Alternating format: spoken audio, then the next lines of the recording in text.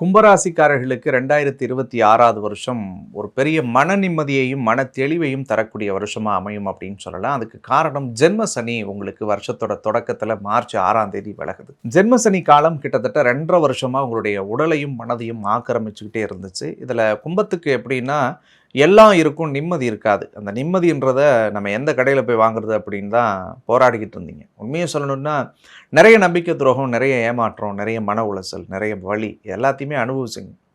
உடல் ரீதியா பதட்டம், மன ரீதியா பதட்டம், தேவையில்லாத படபடப்பு, பயம், ஹார்ட் அட்டாக் வந்துருமா, கிட்னில பிரச்சனை வந்துருமா, கேன்சர் எதா இருக்குமா, இந்த மாதிரியான இல்லாத விஷயத்த நினைச்சு உருவகப்படுத்திக்கிட்டே இருப்பீங்க. இது உடல் ரீதியா மட்டும் இல்ல, தொழில் ரீதியாவும் அப்படி இருக்கும் பயம், குடும்ப ரீதியாவும் அப்படி இருக்கும். செய்யாத தப்புக்கு தண்டனை வந்துருமோ, நம்ம ஒரு வார்த்தை தெரியாம சொல்லிட்டா அது தப்பா போயிடுமோ, நம்ம இந்த விஷயத்த தப்பு பண்ணிட்டோமே, அது பெருசு பிரச்சனையா வந்துருமா, இப்படிலாம் ஒரு ஆன்சைட்டியை உங்களுக்குள்ள கொடுத்துக்கிட்டே இருந்தது அந்த ஜென்மத்தில் இருந்த ராகுவும் சனியும்.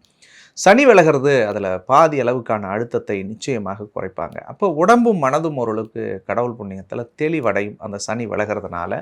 நிறைய புதிய முயற்சிகள் உங்களுக்கு கைகூடும். புதுவிதமான சிந்தனைகள் மேலோங்கக்கூடிய நிலையை கடவுள் ஏற்படுத்துவார். வருஷத்தோட தொடக்கத்தில் ஃபர்ஸ்ட் ஹாஃபில் உங்களுக்கு மே வரைக்கும் 5ல் குரு இருக்கிறதுனால நீங்கள் எதை வேணாலும் தொடங்கலாம்.